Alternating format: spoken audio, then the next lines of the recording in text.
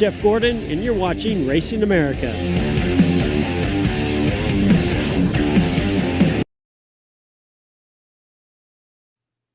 Well, hey, welcome into your favorite racing talk show this week on a Wednesday, hump day edition of the Revved Sports Show. Showtime Bobby Chaffee right here. Rodney Rodriguez is the man on your left-hand side of the screen. Partner, we moved it back a day, but that's all right. What has your hump day been like today? We had to wait till October. That's kind of, you start on October 1st, right? It's all bullshit. The federal budget's supposed to start on October 1st. Well, but the government's closed, though, isn't it? Yeah. All right. Still, at least the last time I checked, it was. I don't have to pay no taxes. All right. I can't wait to get my. If only it were that simple. I wish. I can't wait to get my next paycheck, my man. I'm going to be so excited next time I get a paycheck rolling in. No taxes. Yeah, right. Yeah. The big wheel keeps on turning. What is that song? Yeah. What a mess! I'll tell you. It's like how's the country functioning? Hell, I guess maybe better, right? Because the government owes everybody money, so I guess we're doing better at this point. Yeah, I don't know. I mean, I think that there's some essential functions are working, but other than that, I think the majority of stuff, like all your national parks, should be closed. I think till tomorrow, or starting tomorrow, and stuff like that. So it's you'll notice a few things shut down, but not. I also heard at one point, if I remember correctly, that the service academies can't play football.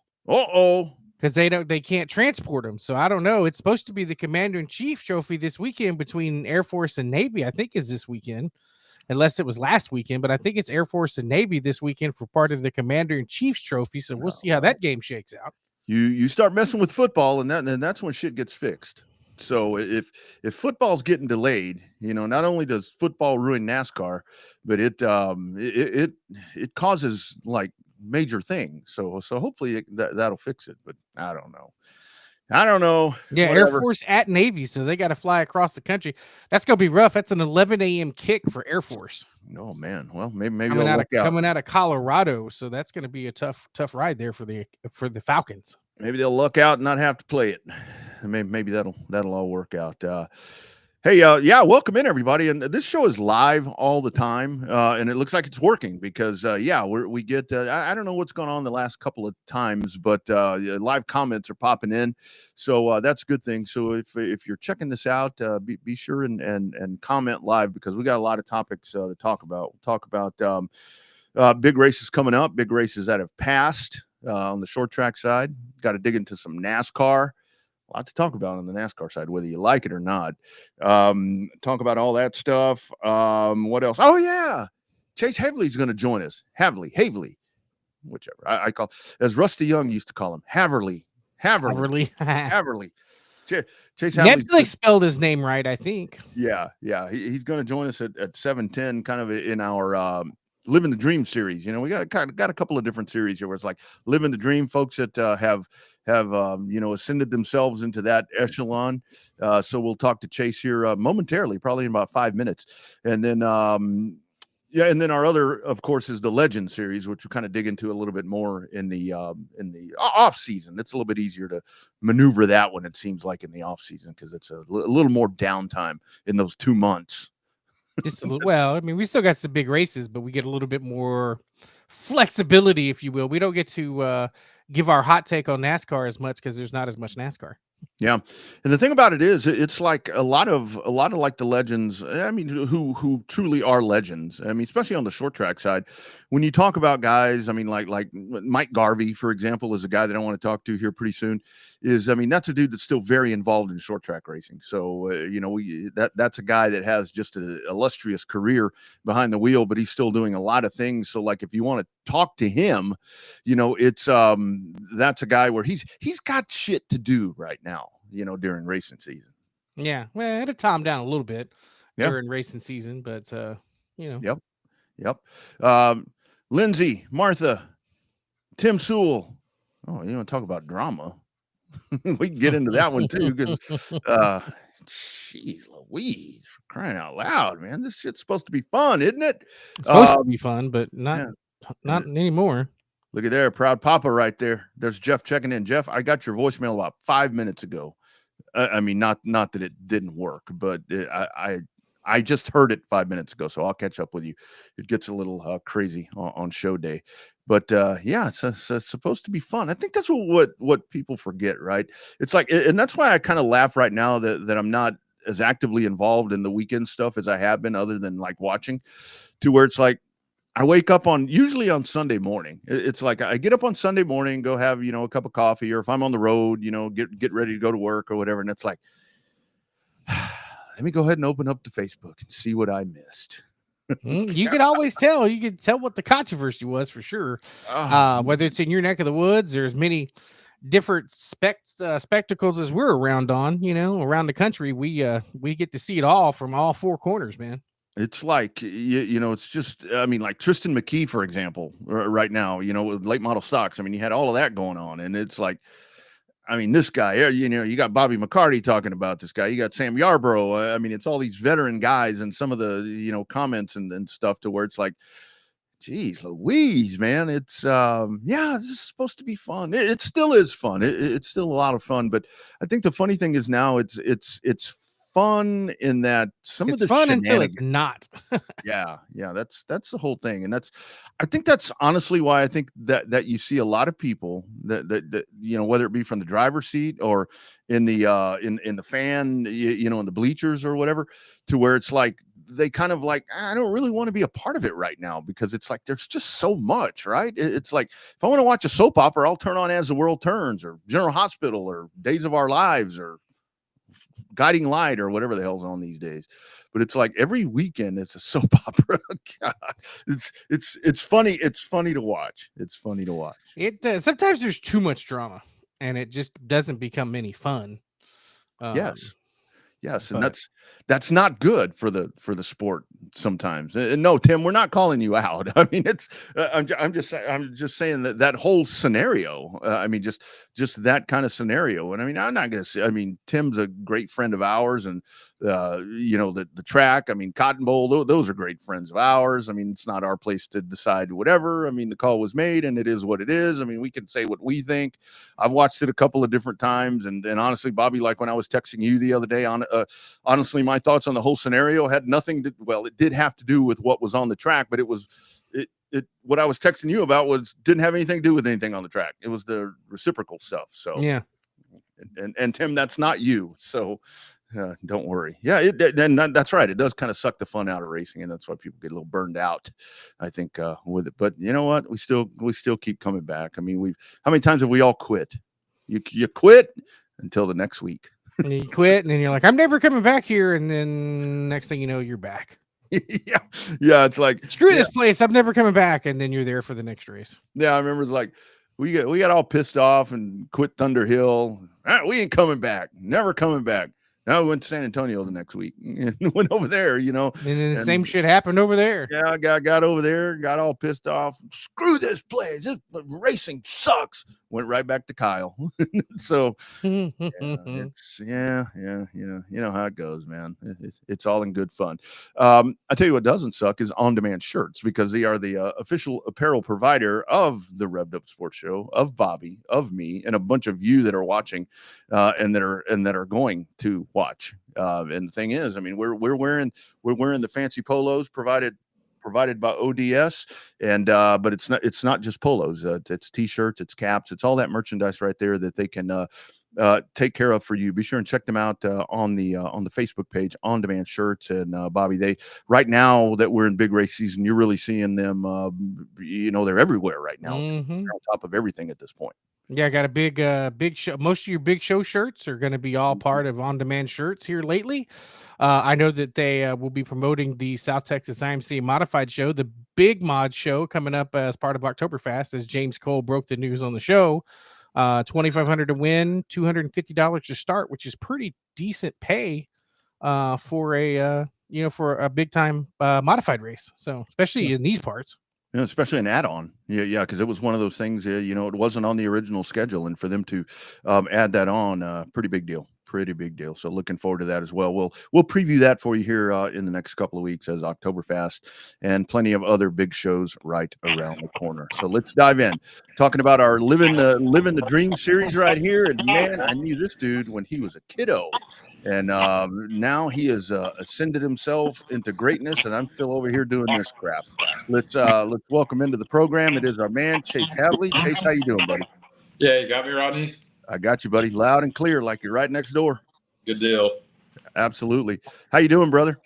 Oh, pretty good. I kind of freaked out. I started getting on, and my laptop took a tumble this morning, and I went to turn on your show, and I couldn't hear anything. So I'm having to use my phone. So hopefully it looks all right. I'm at the shop still, but you're totally good. Had some technical difficulties, but I think I'm good now. It's all good. It's all good. So let's talk about it. You're at the shop. I see you've got the shirt on. Talk about what you're doing right now, man, with Trackhouse Racing. So right now I'm a race engineer for the 99 car of Daniel Suarez. I've been on Daniel's team since 2023. So this is my first full-time year on the road being a race engineer, traveling, going to the racetrack. So that's what I'm doing now. Just there's all kinds of stuff I do as a race engineer. We can get more or less into depth in that if you want. That's totally up to you, but it's still a learning process. So that's just kind of what I'm on right now. But there's been some ups and downs this year, but you know, we certainly have potential. So it's just part of it, I think. Mm-hmm. So Chase, it's 8:14 in Concord. What are you still doing at the shop, man? Do they make y'all work, 18, 19-hour days now? No, it's typically it's a lot of work. It's a lot of time. Typically though, I wouldn't be here this late. But Wednesdays are typically finalizing loading days. Obviously, we're racing in Charlotte this weekend, so there's not much of a travel to get the cars down there. But just with it still being on schedule, finishing late, I had some errands to run. I was like, I'm not gonna make it. I'm not gonna make the 45-minute drive home to talk to you guys. So I just camped out at the shop for a little bit and got some dinner and just hanging out. And I have internet here, so that works out. There you go. All right. So kind of, if it's okay with you, Chase, what we'll do, we'll kind of go backwards into now, if that works for you. So for our new folks that may not be familiar with your entire career, let's talk about how it all started. I mean, what was always so cool about you is it was always you and your dad, and that's the way I was raised. Me and my dad going to the races. Kind of talk about that part, how it all started for you way back. Yeah. So as a kid, when I was, probably earlier than 5, even I was big into NASCAR. Wanted to be in racing. I didn't know how, but I wanted to be in it. And just kind of through my dad, we started racing go-karts. Don't really know how we got started, but it was obviously something I wanted to do. I wasn't really into the rodeo stuff, being from Texas like he was. So we started racing go-karts shortly after my first time out to Charlotte to check out all the race shops. So I started racing karts when I was about 7 years old. Raced karts and kind of came up through mini sprints and had a lot of success, especially in karts. And then from there on, just had a lot of success, had a lot of fun with my dad. We traveled a lot. And with that success, we just kept kind of climbing the ranks. We moved up into, I got my first legend car at 11 or 12 years old. So I was pretty young. I think at the time you had to be 14, but I could be wrong on that, but I was pretty young.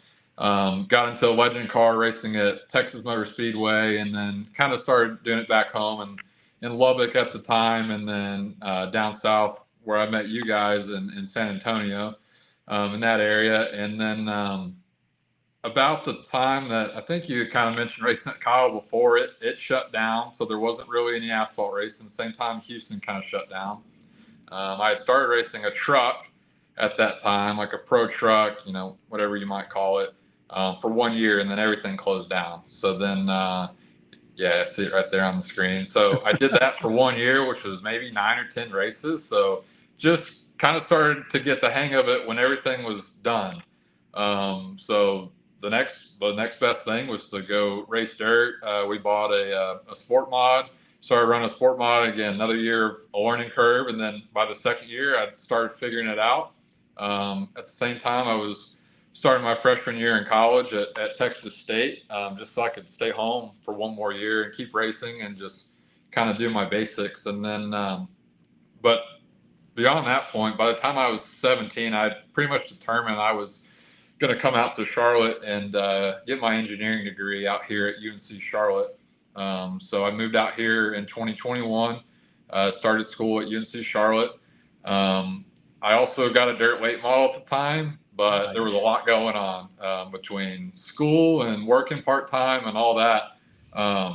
It was very difficult to race, not a whole lot of time. But I probably ran 6 or 7 races in that dirt weight model. And then after that, I started getting my feet into NASCAR a little bit. I started working for GMS Racing, which is gone at this point, but kind of still there with legacy. Got a job there, and then I've kind of just climbed into the engineering roles from that point. So a lot's happened in a short amount of time. It's doing this, it's not always the easiest thing to kind of summarize, but I feel like that's a pretty good summary of where I started in racing, and then where it kind of led up to. But just a lot's happened. We raced a lot of different cars, raced a lot of different places, and just a lot's happened all at the same time. It feels like, Mm-hmm. So Chase, the one thing I know, because I spent 3 days, actually I guess 4 or 5 days in Charlotte. Went to Rockingham for the Easter races, and then went around to a couple of different shows, or a couple of different shops. And that my mic, Rodney? I don't know what that is. It's a little bit of feedback. Is that you getting feedback on your end, Chase? I don't know. I don't hear anything odd. Okay. Yeah, it's not that bad. But okay, we can hear you, Bobby. Sure. Yeah. So it's so different in Charlotte. Like, we talked to the people from Texas that moved to Charlotte, and it's a whole nother world when it comes to racing, because it leads newscasts, and you've got Dell Jr. signs up at every Food Lion and every grocery store and all that. What was that first interaction with you when you're like, oh man, I am in the heart of NASCAR country? Do you remember when it first kind of set in when you were out there? I don't remember the exact interaction, but I remember trying to find a race car, and I think it might have been when I was going to college, and I think it's kind of different for me because I was going to school with a lot of mechanical engineers, but also I was in a motorsports concentration, so I was around people that should have some know of racing. But there was an interaction I had here where I mentioned to someone random that I raced, and it's like they knew about it. But in Texas, it wasn't like that. It was, Texas was kind of like Talladega Nights. Well, no, not really. It's not that. That was my experience, especially growing up in Texas, going to high school in Texas. Like, nobody really knew about that with the people I was around outside of racing. But here, it's just, like you said, it's kind of more in the culture here, and it's not such an unknown thing. There's plenty of tracks here. I think it's just more common, so it's not as much of an unknown thing. It's just in the culture. So that exact interaction, I don't remember, but I do remember in my head, I was like, oh, they don't think of racing as Talladega Nights. Like, they're aware, they know somebody, their neighbor has a race car. They're big into cars here. People know about it. They go to the races. I think, it might have been my first neighbor, an older retired guy, but oh man, he would talk my ear off because he loved racing. But I just never really had that in Texas outside of, my racing family I had there. I didn't know anybody that really knew anything about it. So stuff like that, it's just definitely different, but I definitely had that experience, probably trying to move my couch in, and my neighbor at the time was coming over and introducing himself. So it might have been super early. Yeah, that's one of the few markets there where, like, the Carolina Panthers are secondary to NASCAR because it's NASCAR is so big there.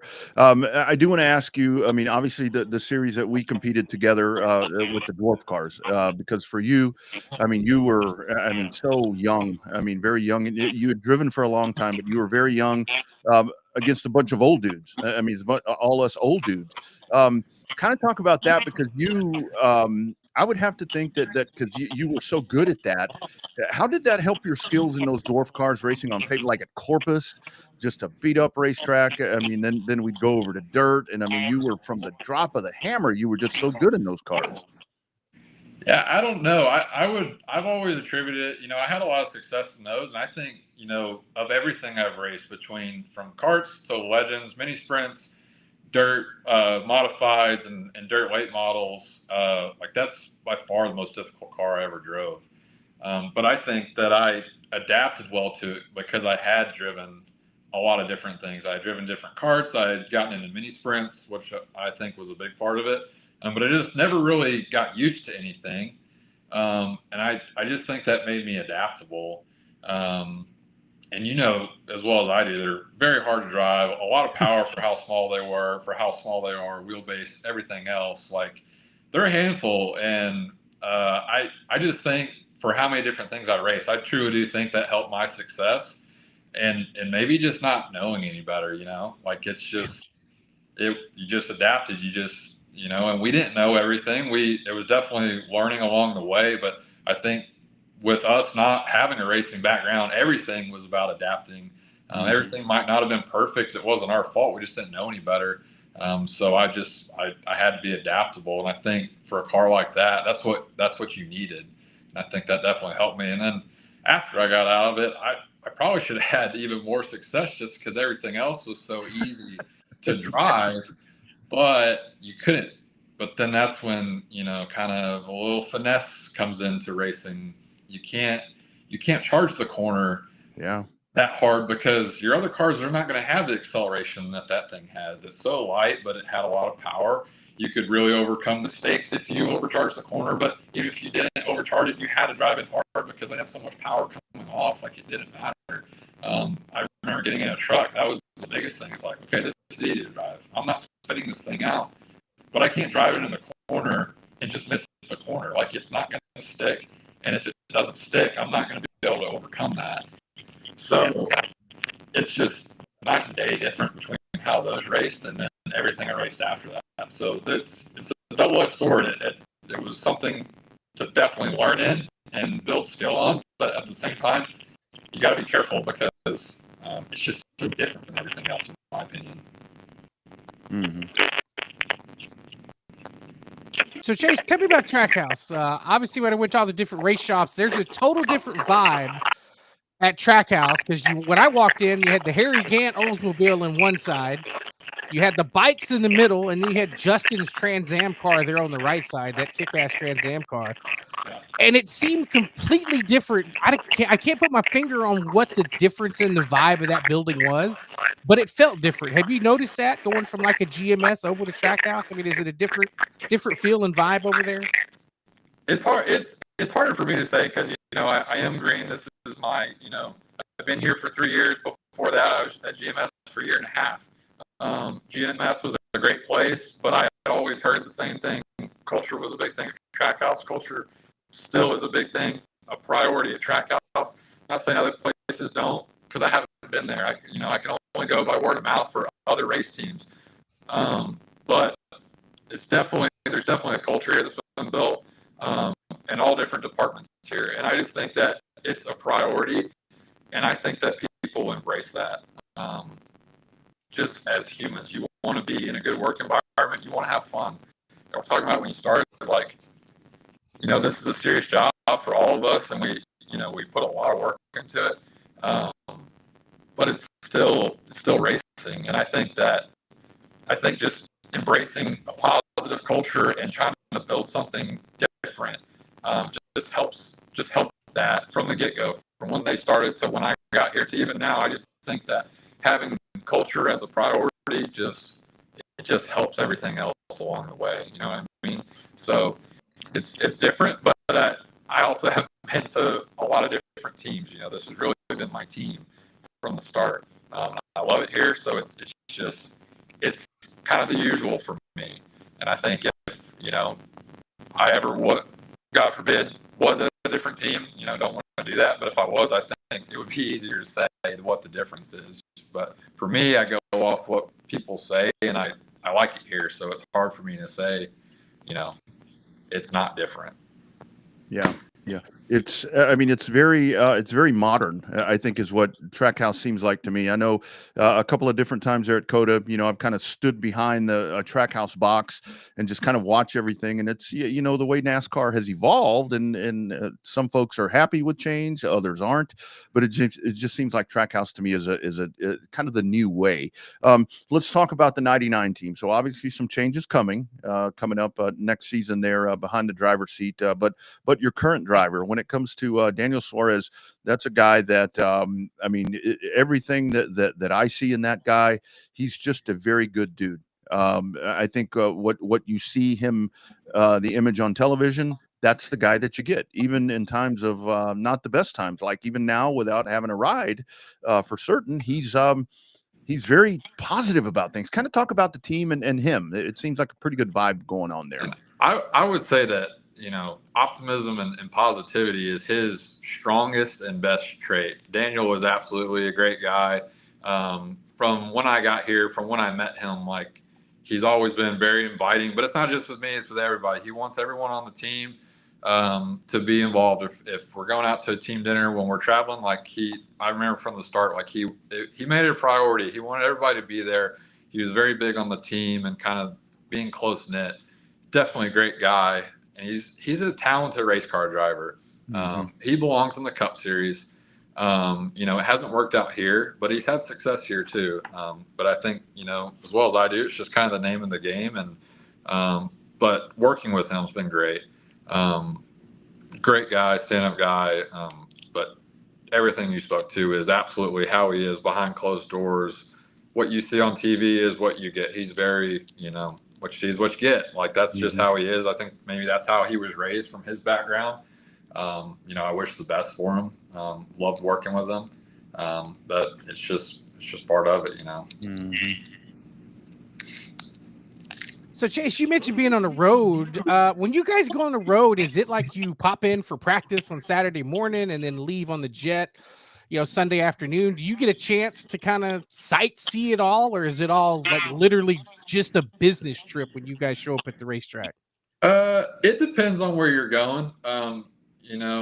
It just the timing of things. The sport's changed in how, we get 25 minutes of practice, you qualify, that's it. Like, no changes.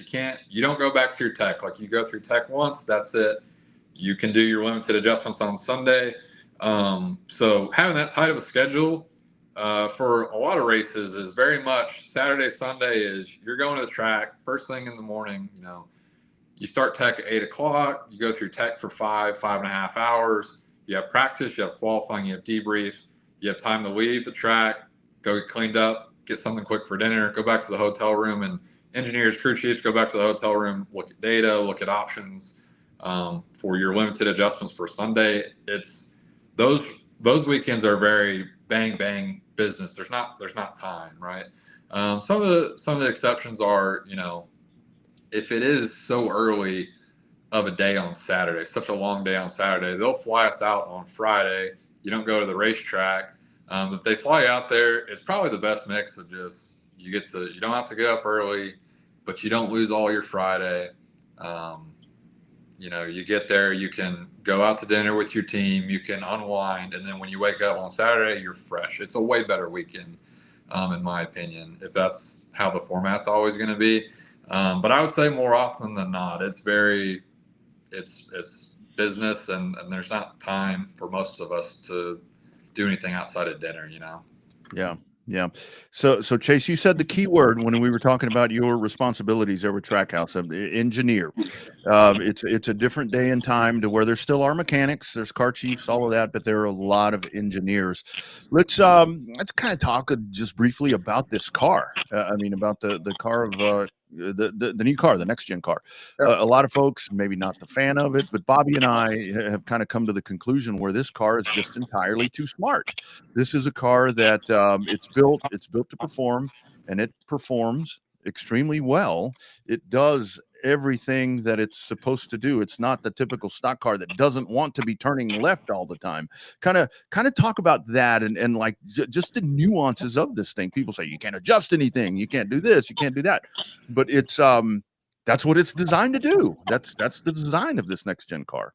Yeah, I mean, my first year with this car was with everybody else on very limited for me. But in 2022, I was at Legacy and nobody knew anything. Like nobody knew what to do. So 2022, that's why you had so many different winners. That's why so many teams, Trackhouse included. Trackhouse had, Trackhouse has success now, but Trackhouse had wild success in 2022 just because they figured it out Right before everybody else or with the top teams. Like that's what set them apart. But in 2022, nobody really knew. And then there's just been so little changes since then.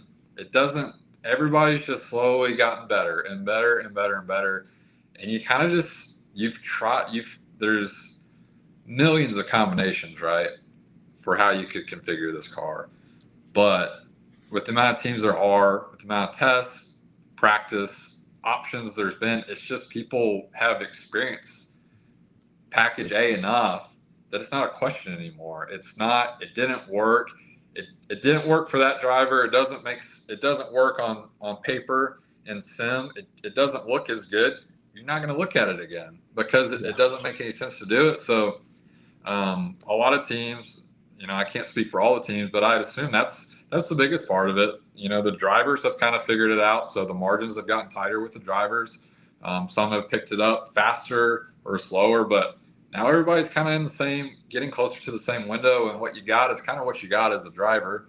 And then the teams are in the same way. The success and the performance is very much from the details and the small things. And honestly, a lot of the things that are so detailed, like, aren't in my hands because I tell them how to put it together, but it's just being detailed and doing things the right way, all the small things the right way, and being as precise as possible that sets you apart. I mean, and I think that's where we're at in this car. Everyone's figured out the big things. Now it's just the little tweaks. Like your driver might want a little tweak, but that's not going to make or break. It's not going to make or break you.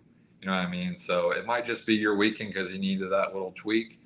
But maybe not. Maybe it's not enough. But I think that's the box that everyone finds themselves in, and it's very hard to find. It's very hard to find problems. That's for sure.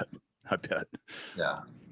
So Chase, what do y'all get to change? Everything's a lot of simulation based that you get to try at the shop. I mean, you said limited 25-minute practice. I mean, do you guys get to really change anything, or is it you have to be 120% prepared with a game plan when you leave the shop now? Pretty much when we leave the shop, we're committed on whatever.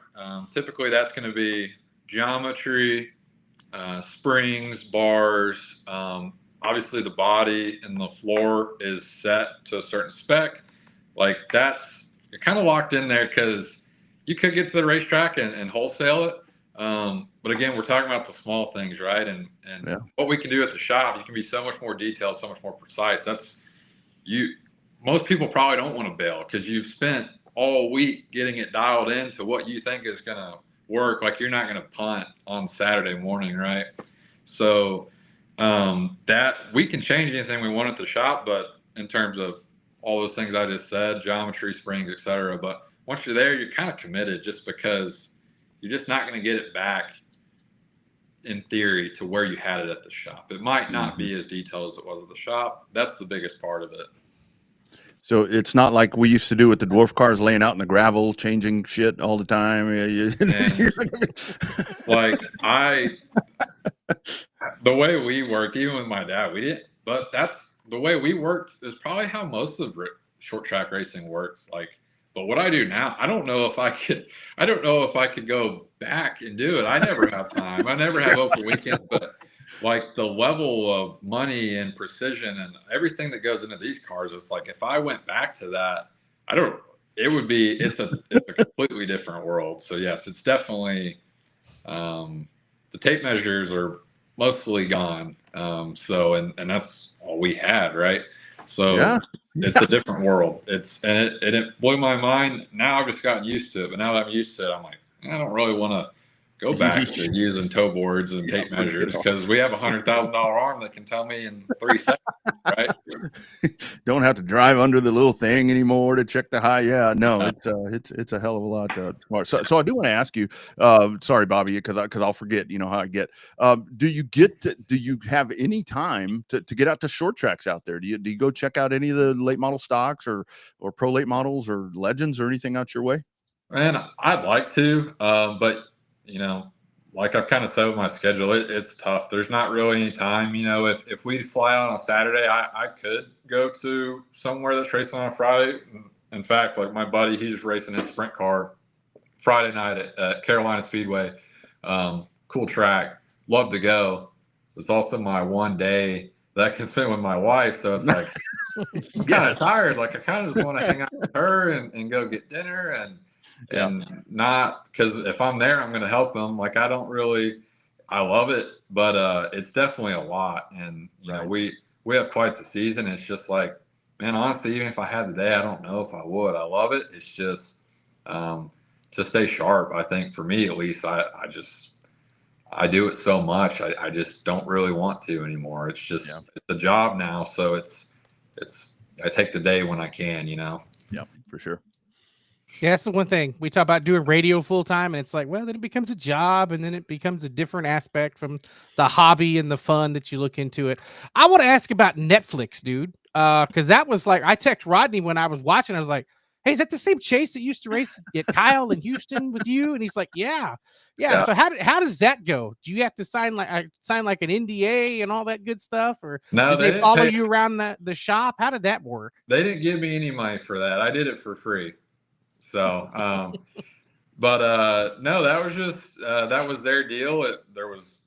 I was just part of it. It's just I think it's great for the sport. I think it's really cool. Honestly, I don't think they showed even a fraction of what we do. You know, they showed what the teams allowed them to see. They focused on the drivers, but it's very, it's a percentage of what does go on. Very cool. It's really cool to like see your name on Netflix and have people tag you on Facebook like, oh, I saw you on Netflix. I was like, oh, that is cool. But just kind of a random thing, nothing planned. That I think when I made my little appearance, it was at the simulator, and I knew they were there, and I had to put my game face on and just work. But yeah, cool deal. But yeah, just kind of an extra thing. I don't know if they're doing it this year. Maybe they have. Maybe they don't like us. I don't know. But haven't seen them this year. Yeah. So last one for me, Chase. And again, thanks for taking the time, man. I know that the schedules are crazy. So thanks for having me on for sure. Oh, absolutely. So I do want to. So let's talk about your dad. So obviously, like I said, you guys, a fixture there with us with DCRST, and then prior to that, we've kind of gone through all of that. But kind of now with him, I knew about the rodeo passion. Yeah. And now with my regular job, I end up at rodeos a lot and so forth. But now he is hell. There's a dwarf car part of his act. Oh yeah, yeah. He's got. I think he's got. You remember Dwayne Groff? He has his old. Got the 41 car. Yeah, the 41 car. Yeah, he does his clown acts with that. He puts. I don't know if he puts tannerite or I don't know what he puts in the back of it, but he blows it up every weekend and does donuts, and people go nuts for it. I've seen it once or twice. Cool deal. But yeah, he probably travels just as much as I do now. I think he does 20 or 30 weekends a year doing that. He's retired, but he goes and does that on the weekends every weekend. So he definitely stays probably just as busy as I do on the weekends. That's awesome. Yeah. See, Rodney ended with a good one, right? But I was going to ask, as an SVG guy, obviously Vegas says he's the favorite to win at the Roval. How much information do you share back and forth between the engineers over there versus the 99 car? Do you guys get to share a lot in-house, or is it two separate drivers to do the same thing? At least with our team, it's very between all three teams here. Just the engineering department in general is very connected. Really trying to be efficient because, this car each car is different, but for the most part, the trends that you see on one car, they carry over to the next. So there's a lot of collaboration. But at the same time, there's there's personalization because, you know, we all work together in one aspect of it, but on the other aspect of it, you still have your driver who prefers different things. Road courses in particular, and even he's getting his own style on ovals. Like Shane just likes different things than what Ross and especially Daniel like, different driving styles. Shane on the road courses, he's made a lot of different things work. So they've kind of figured out what he likes, but there's definitely a lot of collaboration between the teams. There's no withholding of information. But to a certain extent, at the same time, you have to, for your team, you have to make the decision that you think is best for your guy, for what he's going to like. But definitely a lot of working together because the cars are so similar. You can do a lot of the same studies on, excuse me, one car, and those trends will apply to the other cars. It's just whether or not you decide to do it, right? That's kind of how we operate. I think that's how some other teams operate, and some other teams, they might be completely independent and just competing against each other. There's different ways to make it work, but that's at least how we work. Mm-hmm. So for you, I did have one more popped up here. So right quick. So you guys, I mean, we're into the playoffs, we're into the next round and so forth.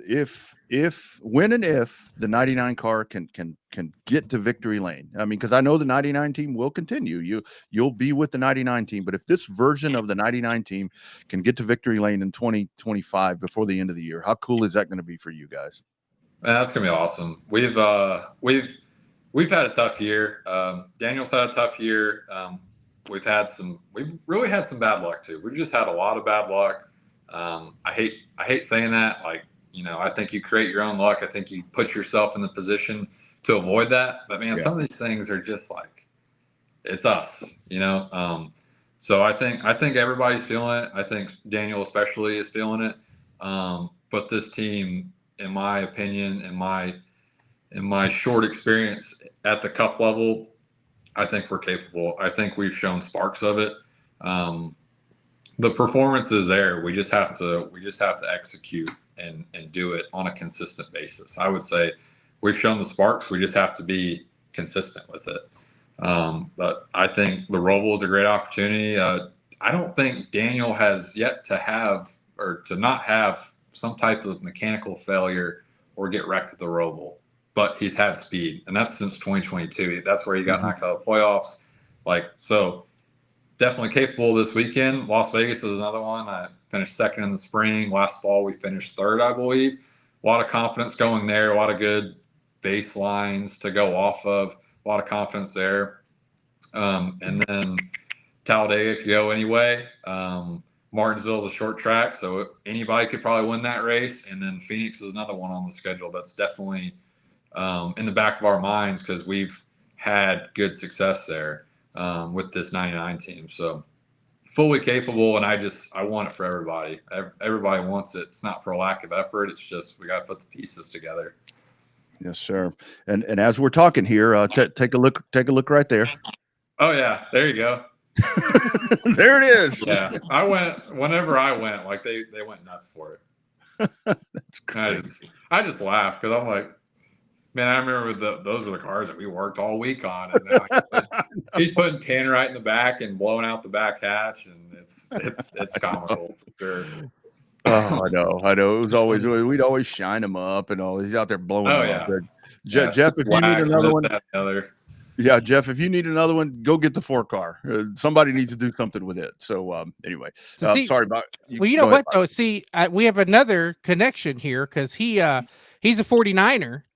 And they play in the same conference as UTSA, so maybe I'll come see you for lunch one day, because UTSA plays out there in Charlotte. So I may come to that game, say hello to my family. We'll try to get lunch or something, see how that football game turns out. So hell of a school up there they got at UNC Charlotte. So it's an underrated school, but it's they got a lot of cool engineering and motorsports programs there. But maybe I'll see you come at the end of November. So yeah, sounds good. Yeah, great school. Be cool to catch up and talk to y'all. So yep, absolutely. Chase, you make me proud, dude. I'll tell you. And like Rachel Plant said, oh, how they grow up. I'll tell you. Well done, my man. Good luck this weekend, the rest of the way, and looking forward to following along. Anytime you want to chop it up, dude, just holler. All right. Well, thank you all for having me on. I appreciate it. You bet, man. Take care. All right. I mean, good luck. You All bet. right, thanks. Bye. You bet. There he goes. Chase Havley. How about that? like I said, this guy, engineering school, doing all these amazing things. And Bobby, here we are still doing RUSS. But that's actually cool though, because we've done this long enough to where the ties are there, that those are the people that, we've done this so long. I mean, and he's done it a long time, but it's nice to see that it's nice to see that generation just continue to blossom, right? It's like, I don't think that we have a big history of racing, and there's been certain guys that are able to get out of the state and do lots of cool things in NASCAR. JC's another one that has an opportunity to go out and work for Tricon and some of the other places that he's worked at. But that opportunity, and it's a big leap to go from Amarillo, Texas, all the way over to Charlotte, North Carolina, to change schools. I mean, he went from one party school at Texas State to UNC Charlotte. So that's a big challenge and a big change there. So, those life-altering decisions. Jacqueline's another one. Left DFW to head to the Carolinas to follow that NASCAR dream. So it's kind of like you and I both kind of like, damn, we should have done that. And now it's kind of too late for us, but well, and I think that's where, like with these people that you're talking about, and I mean, great folks, all of them, and there are a lot more. I mean, and there were, it was different back in our time, like Corey Lovell, for example. You remember him? He was here for a long time. Then he made that move and kind of went off, to kind of get into that area. And that's really, I think when it comes to pavement racing, that's where you have to be. I mean, it's been, there's been opportunities along the way here with race announcing and different stuff, to where it's like there's opportunities that may have come up, and but it's in North Carolina, it's in wherever, and it's like, I had kids and a wife and all that. You can't do that. I mean, but that's where, with these youngsters now, to where they take that opportunity. I think one of the most powerful things that he said right there is that he knew all along that he was going to get over there and get that degree there. And he didn't say how long, but I don't think that it was very long after he got out of school with that degree that boom, he's at work. And it's just that region, and the other part of it is, I know that we can say whatever we want to say about NASCAR, and people want to talk shit about it and this, that, and the other. It is the it is the top tier that you can work in this genre in North America. I mean, it really is. Say what you want to say about it. It's the top dog in North American motorsports for sure. Absolutely. IndyCar is there. They got a lot of technology and a lot of stuff, but I mean, it's the influx of engineering over the course of the last 15 years in NASCAR. You're losing a lot of old time fans because, it's too smart and all that. Yeah, no shit. It's called evolution. Yeah. There's a reason why it's the number one form of motorsports in North America, because it's evolved into that. They still call them stock cars, but there ain't nothing stock about a stock car other than the blue oval sticker that's on the front of that Mustang. Yeah, exactly. And that's the thing. When you get to that level, I mean, you really have reached, you've reached the top of the mountain. And I mean, it's something where, I mean, I think that's where, for kiddos these days, I mean, look at Bailey. I mean, Bailey's another one, and Caden, were those guys, and Chase is the same way. I mean, because Chase, like he was talking about, I mean, the dude that they worked on their stuff. I mean, all the time. I mean, it's a very hard road right there, to where, we talk about some of the drivers to where they end up doing, we talk about, the parents' checks and all this, that, and the other. But when you get to the engineers, when you get to the mechanics and a lot of the drivers, to where it's like, they've had to work their way through this. I mean, Logan Bearden, is another one. I mean, that dude, it's like, he's got a regular job, and oh, by the way, he gets to drive from time to time. So it's pretty cool, man. We've got a lot of them from around here, and that's all right, man. That is all right. Yeah, lots of fun seeing them do it. We've been doing this a long time. Like, I was talking to somebody at Cotton Bowl there on Saturday during one of the delays to fix the fence. I said, it's weird. I said, knowing that actually it was Danielle, because Colton's mom that was on Colton Birmingham was on here a couple of weeks ago. Mm-hmm. It's so weird to know that their oldest child is 27 now. And then to know that, those kids were, they remember us when they were kids racing, and now we're the voice of a second generation of racers. So it's kind of weird to know we've been doing it this damn long. So yeah, that was. I had a couple of people that reached out to me after the show last week. When the Davis girls were on here, and they were like, "That's Danny and Tammy's kids." I'm like, "Yeah, that's the girls," and they're like, "My God, they've grown. I haven't seen them in 15 years." I'm like, "Well, that's what happens." Yeah, they grow, and then you get to a certain age and you shrink, so yeah, it's crazy. It's crazy. So, and they get older like that, and you and I, we still look so damn good. How right. does this happen? It's just good living, I guess. It's good living, and a whole bunch of Allen Iverson is what that is. God. Speaking of young people, Magic Mike Knott's checking in, watching from the shrine that is the race shop over there. You do a live show there. One of these days, I'm going to take off early, and I'm going to head down to Universal City and go through that shop. It's got to be like the Dale Jr. shop, where it's like, all the cars in the weeds and all of that, the Dale Jr. graveyard. I imagine you could write a history book with all the Texas Pro Sedan cars that are in there. Oh man, that would be so cool. I'd love to see a TPS kind of, like what's his name's doing with IROC right now. That'd be pretty cool. Get those TPS cars out. I think I'm gonna take the 4 car over there and leave it at Mike's. Just kind of put it over there, because that's an old school dwarf car right there. So I think that's got a lot of DCRST history to there. That's got Arden Vickery and Butch Avelka's fingerprints all over it before me and my dad put our Mexican prints on it. So yeah, before we cheated it all up in the Mexican way. So that might fit good over there. All right, coming up, let's talk about what we saw this past weekend, what's coming up, because we got a lot of big races coming up. Get into some NASCAR stuff, but first, a word from our friends at On Demand Shirts. You've probably seen us all over the racing world and doing a lot of racing designs for events and race teams, but we also do a lot of stuff from small boutiques in small cities all the way up to Fortune 500 companies. Your brand deserves to be seen. We print on more than just shirts, hats, jackets, bags, and much, much more. Custom corporate branding starts here. Absolutely. They will take care of you. It is On Demand Shirts. Be sure and check them out. And somebody else asked about it, so I got to play it one more time, Bobby.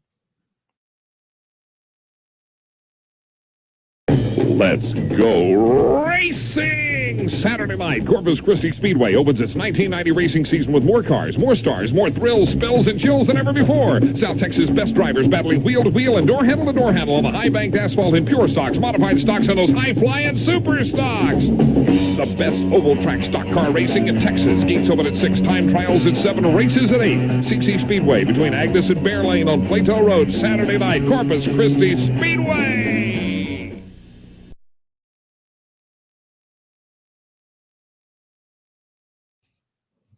And as we always say, don't go Saturday. Yeah. You're going to be disappointed. The best part about that video is watching everybody scatter down there in turn 1 when those cars came up and hit the wall, because the pits used to be over on that side. Yeah. And then they moved them to the other side.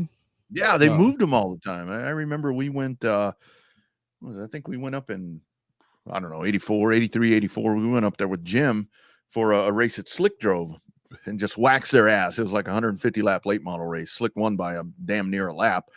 And we went up there for that race and worked with them. And then we went back, I think it was a couple of seasons later, and then the pits were on the other side. And it was like, damn, what's going on here? And then I think when I went in 95, the pits were on the back on the other side again. So it's like, oh man, somebody needs to make a documentary of that place. That would be a good one. We're coming up on like the 7-year anniversary of Slick being on this show. It popped up on a Facebook memory. October 15th, 2018. Need to get him back on. Need to have now that Slick is a Facebook guy, now that Slick is into social media, we need to get him on here, see what he's learned about Facebook and the world. Yeah. He don't post much. Karen still does the majority of the posting, but she finally got him to at least get a page. Yeah. She was tagging him in everything, all the pictures and the videos and all of that, so he could go back in and watch it. So yeah. RUSS replays coming up, of course, of the off season. So be prepared for those. One of us will sit down and start doing some video editing on some of those old audio clips from the archives of the show. So add some graphics to them and make them all fancy. make them all fancy and stuff like we do now. Valley Star Credit Union 300 started off with a blast, wreck right off the bat. Landon Pemberton, the winner there over Lee Pulliam, the veteran right there. But like I talked about, I mean, the Tristan McKee story is kind of the one that's really starting to, with everything happening there. Tri-County will be this weekend for the Cars Tour with Dale Earnhardt Jr. back behind the wheel again. So just a lot of late model stock moments. I bet Chase Havley could drive the shit out of a late model stock. I bet he would just dog one of those cars with that dwarf car experience that he had, and then the trucks. I love what he was talking about right there, because I was obviously the reverse, where it started out in the stock car to where when I got in the dwarf car, where it took the biggest adjustment that changed everything I did in the dwarf car was I would go into the corner in the dwarf car and I'd sit there and wait for it to kind of settle in and fall into place like the stock car did. And then one time by mistake, I throttled that thing, as soon as I lit out, I throttled that thing and that somebody went right around the turn. And it was like, holy smoke, that was badass. That changed everything. That slip up moment, and that car gained a half a second that day by mistake. But I bet that dude could drive the hell out of a late model stock. Yeah, our buddy Jared Fryer finished third place in the 300. So third place, yeah, absolutely. I'll tell you, man, the Fryers. He was right there too, because if those two guys took each other out, he'd have won that damn thing. Mm-hmm, absolutely. But the finish was pretty clean, though. I give it an A. I give it a solid A. They kind of rubbed up a little bit, kind of ran up the track a little bit, but for the most part, I thought the finish was clean. As clean by today's standards, I thought it was perfectly clean, really. Yeah, absolutely. Our man Danny Davis checking in right there. Hey, message me, dude. I'll let you know. There's not a lot going on with them. They're just sitting in a dark place, just kind of waiting. So anyway, waiting, and I don't have time. So anyway, we'll do something with that car. Events coming up. We can get to that. In a little bit. Let's get over to the NASCAR side. The obviously the big stories. You have the Hamlin, Bubba Wallace, all of that mess right there. Denny Hamlin, obviously catching a lot of the like I messaged you. Things are things are getting a little crazy when people are like siding with Bubba Wallace for something, and people are all up Denny Hamlin's ass, and it's like, damn, Bubba Wallace is the good guy this week. Dang. I mean, it's crazy. Atchew's detrimental was very interesting this week with Denny Hamlin. I do give Bubba props for having the cojones to flip off his team owner there on pit road when it was all said and done. I thought that took cojones, but I mean, it's a catch-22. We get these guys shit when they just ride around and don't go for it. And then when they go for it, I mean, it's Hamlin himself says Joe Gibbs pays him a lot of money to wins and championships in that 11 car. But then he has said he has a lot, he has a lot of money and resources and stuff tied up in 2311. So I just think that it's very odd. Had the incident with Ty Gibbs not happened the week before, I think that it would have been a completely different avenue for that race coming up, there at Kansas. So. Yeah, with all of that, I mean, you go back and with everything that happens right there, I mean, it's a no-win for Denny right there, because if he doesn't, race the 23 car, if he doesn't race him hard, it is going to be, the team aspect sucks and all this, that, and the other. I mean, that's what you're going to have right there. But he gets in there and he does. I seriously didn't expect him to do anything different, because like he said, I mean, when it comes to Sunday, he's the driver. Every other day he's the owner, and I mean, the move right there, imagine if he doesn't do that. What are we talking about? Oh, that puss or whatever you want to call him. The NASCAR because he let Bubba win, kind of deal. Right. So I don't I don't fault him, and he's very much at a point right now, it seems like, I mean, he's not going to do anything that's going to satisfy anyone. And I think the other thing that's so with Denny Hamlin is there's that personality that we're talking about that these guys need to have. I mean, You see Chase Elliott wins that race. I mean, and a great move to win. I mean, that was a very aggressive. I mean, He I doored love the shit out of Hamlin too. dude, He really did. Dude, I love that. I mean, that's the Chase I'm Elliott not mad. I'm not mad. I mean, he No. doored the shit out of him, and No. I'm not mad about it. And neither was Denny. I mean, Denny he didn't want to go fight. I mean, Denny gets it, but it's like he wins. Ooh, just like the Yankees. So game 3 tomorrow. So you have that happens, or maybe not tomorrow, the next day. So you have that happens, and then Chase Elliott. You want to talk about personality? That changes the perception of that race. That Great race race. itself, while that race, the finish was fantastic. Not so much for Zane Smith, riding on the rail and flipping over in the first overtime. That race was not all that great up front because Denny Hamlin was smoking their ass even with no power steering. Yeah. But yet you had it. We've said it all the time. Not that Jeff Gluck's polls are the universal, but everybody refers to them, including us, right? But it's like an exciting finish and a calamity finish will get better ratings on a poll like that than a race that's pretty good with a so-so ending, right? Yeah. It's like, I mean, it helps that Chase Elliott won when, the sport's in a better place when the most popular drivers are winning. But I think that, that skewed the poll some because that race itself, you and I were kind of both half-ass watching it, and we just got ready to watch it at the right time, which ended up being about the last 30 minutes intently. Yeah. And that's when all hell broke loose for in a good way. So, I mean, with that race itself, the first, 2.5 hours of that race, there was some good racing there for, third, fourth, fifth on back. But yeah, Hamlin was smoking up that show there for the first 2 segments. Yeah, and that let's say Hamlin wins that race. Let's say Bubba wins that race, and you still have that entire finish that you had with those two. Let's say it comes down to Denny and Bubba that come down, and Chase doesn't make the move and win that race, or somebody else makes that move and wins that race. It's not getting the amazing accolades that it gets right now. No way. Yeah, no, and that's where Kenny Wallace was talking about where NASCAR. NASCAR is good now. And that's where it's the same thing with this points thing, to where it's like with the point system. I mean, I think a lot of this it caught a lot of steam last year because of what Joey Logano did. And I totally get the circumstances and everything with that. But let's say that all of that's reversed. And let's say, I don't know, Chase Elliott, who's the popular drivers? SVG, Blaney. Let's say it's those guys that go on the same path and win that championship the same way that Joey Logano did. Are we still bitching as much about the point system? I don't think so. If Chase Elliott wins that same way, then there's nothing wrong with it. Exactly. Because the masses are happy. Speaking of SVG, how about that first career top 10 on an oval? I'm telling you. And then starting a lap down, having to start dead last, do the pass-through penalty, was at least 1, if not 2 laps down, 10 laps into that race, and then somehow, some way manages to get a top 10. Yeah. You know what I would love to see in the offseason? I would love to see if somehow Shane Van Gisbergen gets the opportunity to go do some super late model racing or something to that effect.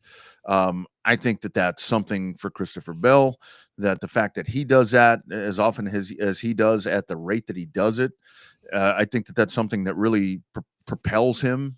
It helped William Byron a couple of seasons ago when he was running for Donnie Wilson. Yeah, that's a thing. I mean, I think if SVG could get some super late model races, like if he went to Pensacola, and even if he doesn't make the race, I mean, so what? If he had the opportunity to do that, I think that would really help him.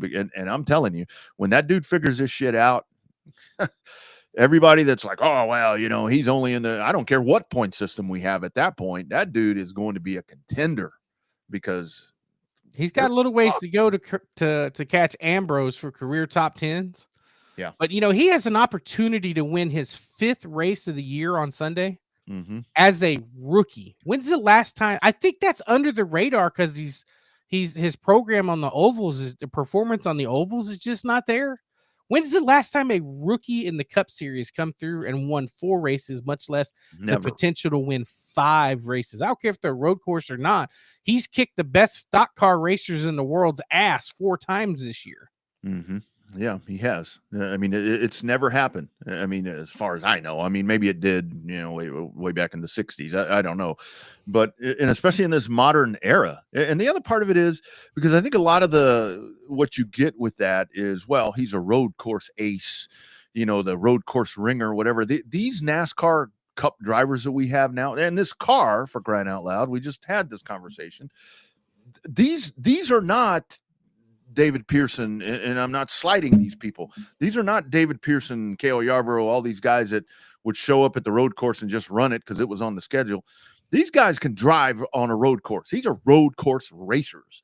And the sim thing has changed everything. And the fact that he's come out there and beat these dudes at their own craft.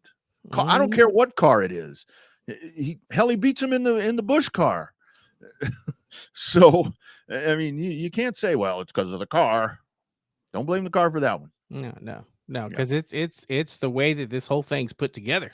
Yeah. Cars are as even as they've ever been. That's why they're called universal sorts parts. Yeah. It's like, come on, man. Yeah. Pick your poison. I know the point system is the thing that's and of course now the 36 race, 38, 37, whatever it's going to be, is gaining steam again as to maybe something that's going to happen. I think the bigger thing is the TV ratings thing, to where it's like, and and it's funny that this happens because now the NFL, where NASCAR wants to say the NFL, and that does have something to do with it. Football is the ultimate. I guess you want to say killer for TV ratings for everybody else. I mean, but the whole thing is like Denny again. This is as much as people don't want to hear Denny talk. Denny says shit that makes sense. Here's Denny talking on his actions detrimental, talking about NASCAR trying to get a share of that Sunday package that for people that aren't checking out NFL. Care about that.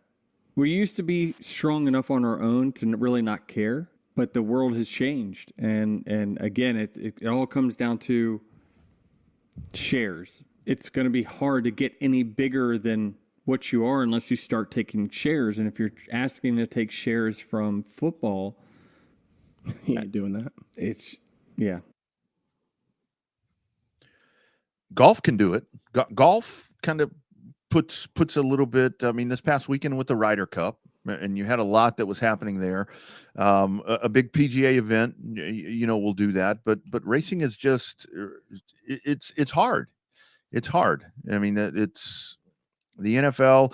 This is where I'll say that I think that the ratings for the Xfinity series on the CW have stayed pretty flat throughout college football. So again, that comes back to the whole conversation about the competition in the car. Well, I mean, I think also network TV. Yeah. You know where every single Xfinity race is going to be. And yet, other than a few stuff I've seen on NASCAR on NBC on Facebook and a few other places, I had no idea the Rover was on USA. Yeah. I listened to Sirius XM, and every 10th commercial, at least twice an hour, says, this week, the NASCAR Cup Series brought to you by Xfinity. It's going to be at the Charlotte Roval. Yeah. DD asking here about Larson. Yeah. It just kind of seems like to me for them, I mean, since the double, I mean, I know that it seems like they kind of got their stuff working in a better direction a little bit later in the season, but it's just, I mean, Hendrick in general has been off the pace a little bit. Yeah. And I know Chase won this race this past weekend, but I mean, it's not one like you said. Toyota was a class of the field. I mean, it was just a great move by Chase to get that 4 tires and loss of momentum. Yeah, but I mean, it's like the 24. I mean, it's kind of there, and obviously Chase with the win. But yeah, the 5 and then the 48. I mean, the 48's that isolated car once again. Remember, we always talked about that one Hendrick car that is like kind of, hey, cousin. It's like the 5th cousin out there. You don't really claim that guy unless you really need him. That's kind of what the 48 feels like right now. Tough break for our buddy Blake. Yeah, that sucks because I don't want him to be the scapegoat on that deal. I know, and that's a lot of times that's what happens. So hopefully that's not the case. Speaking of scapegoat, did you see what they did with Rowdy's crew chief today? Yeah. Yeah. That wasn't a shock. That really wasn't a surprise. And they need In to. fact, actually, the only surprise is the fact that he's still with RCR. Yeah. And I really, man, the RCR, I mean, I really think I totally get, I get the, dedication in house and so forth and so on. But man, they have got to figure something out because it's just, I mean, it's just not there for them. And it really sucks. Like Kyle Busch or not, like we talked about last week, dude. It's like to see that dude mired back right there and just struggling like that. I mean, it would be one thing if it's like, okay, he's not capable of winning. He doesn't possess the skills to be a top flight cup driver anymore. That's one thing. But can you imagine that dude in like in a Gibbs car or Trackhouse car or 2311 car? You keep seeing that. You kept seeing that pop up this weekend, and I don't know where that came from. That's popping. What's he gonna do? Replace the 35 car? I'm curious to see, depending on what happens with the lawsuit. I keep hearing the whole thing with Reddick, and it seems like it's Reddick more than anybody else. So where it's like, okay, part of the contract is they have to be on a charter team. If 2311 is not a chartered team, I don't see how they're going to stay in business without it being a chartered team. Yeah. But I mean, I know that Kyle Busch is locked in with that bunch right now. I mean, he's got a new contract, but contracts are made to be broken. They're only as fresh as the ink on the paper. So, and the other thing that I've seen kind of floating around on a lot of these random sites, I mean, you never know what you can read. I mean, I saw it a couple of times this week, is that maybe Pop would step away. That he would, and truly, I think if he did, I think that maybe that would breathe some new air into RCR. I mean, I think same thing I said last week. Yeah, the new air will be the breeze from the Brinks truck that Stellantis is going to back up at the front door at RCR here in the middle part of 2026. Mm-hmm. And I'm here to tell you, I joke around and I talk a lot of shit about this guy, but I think if Austin Dillon got out of the driver's seat and went into the captain's seat right there at RCR, I think that dude is amazing with that bull riding franchise. Carolina Cowboys are pretty badass. They're on top of their game over there. Yeah, I've had some conversations with JJ Gotch, and he's like, that dude needs to run RCR because he is just unbelievable with what he does with that franchise. So I think that would be the way right there to where you kind of clear the deck. And if you're going to make a manufacturer change, and I think that would be the time to do it, where we talk about, with RCR, it's like, if you're going to do that with a new OEM, I mean, put it. I see Jerry, the Cowboys reference right there. When Jerry Jones bought the Cowboys, what did he do? He got rid of Tom Landry, and everything changed. I mean, I think that's what needs to happen right there, because they're low on the pecking order at Chevrolet right now. I mean, it's the most obvious choice that probably won't be made. I mean, because there's nobody. I mean, Colleague for the trucks, that makes sense, but Colleague and Cup.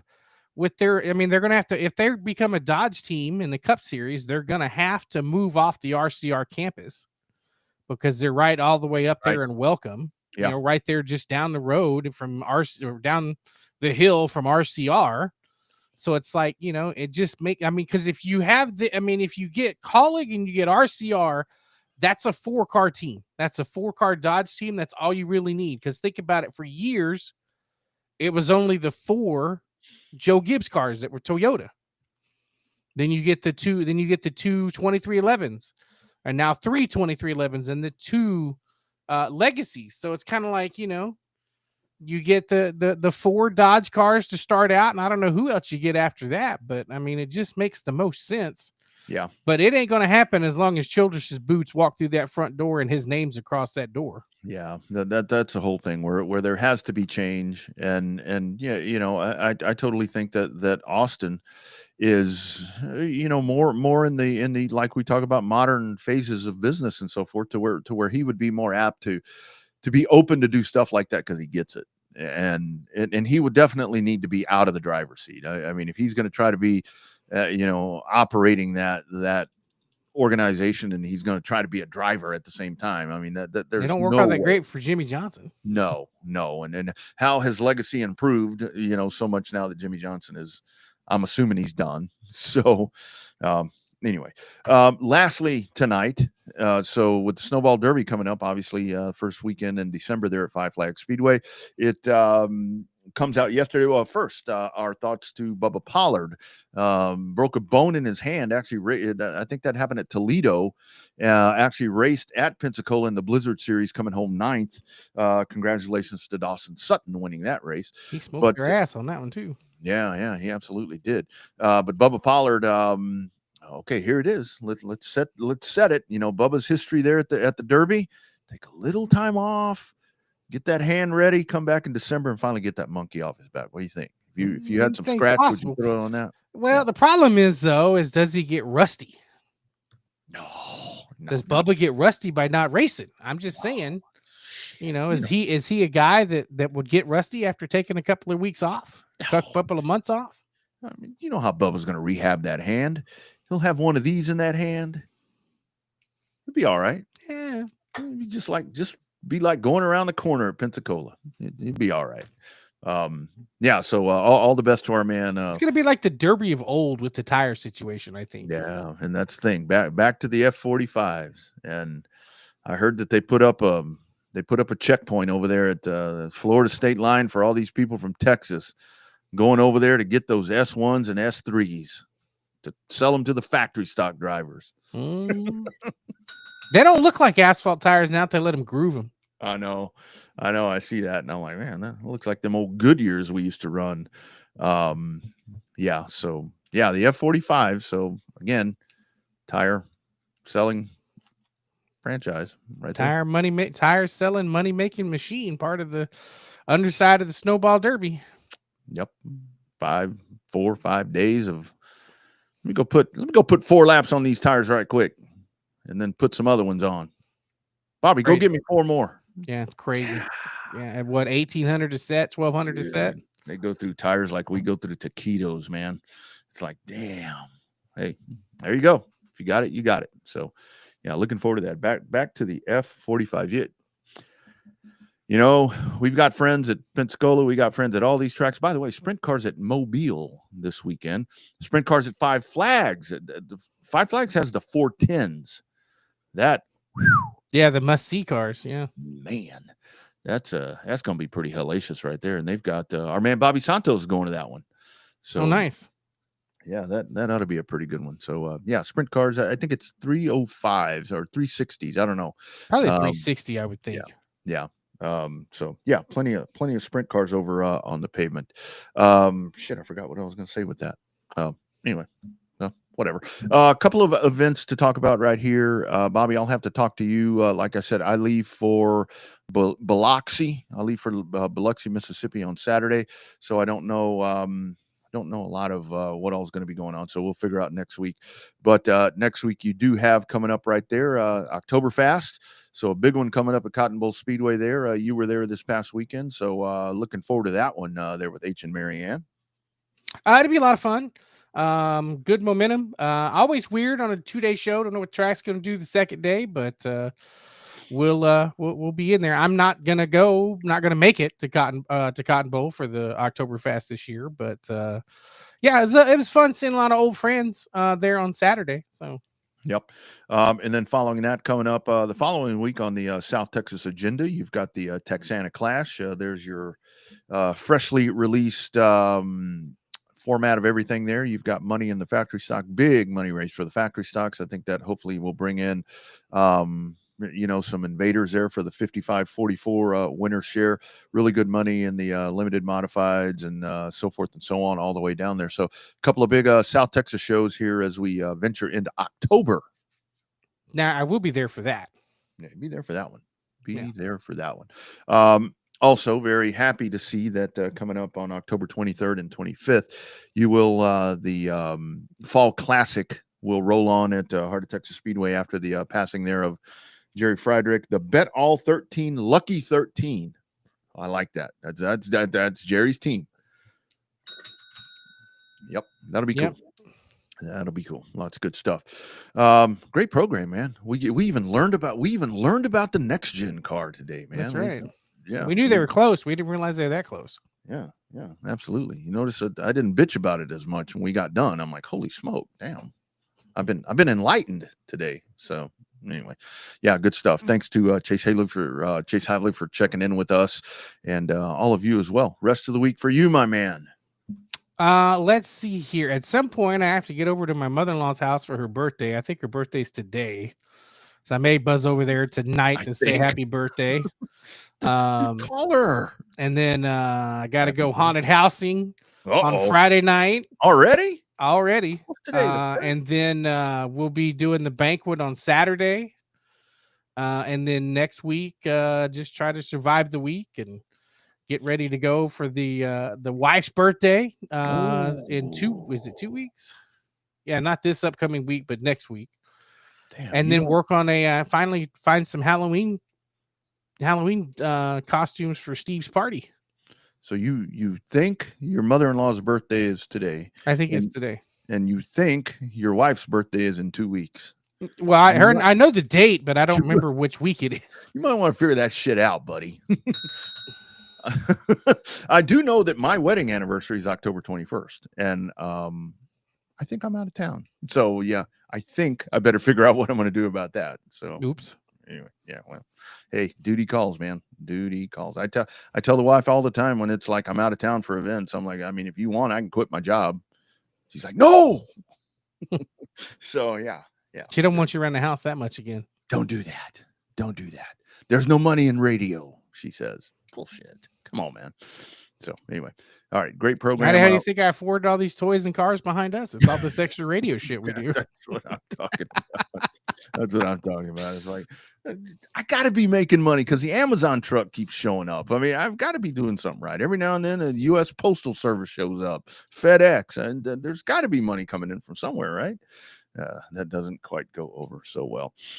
All right, all of you, thank you. Again, stay tuned to the socials. We'll figure out next week. Like I said, I'll be cruising the coast over in Biloxi for work, so it's going to be just a little out of hand. So we'll figure out what we're going to do, but I always take the gear with me. So if there's a way, we'll figure out how to make that happen. All right, Bobby, have a great rest of the week. Thank you all for being a part of the program. A great weekend to all of you. And by the way, I do have to mention this. APD, way to go. Finally glad that the yogurt shop murder is just a horrible, horrible thing. Finally glad that maybe those folks are going to get some closure, because God, terrible. Absolutely terrible. All right, you guys, we'll see you next week, if not the following week. # Real Race Talk from Texas. This has been the Revved Up Sports Show. Be well, everybody.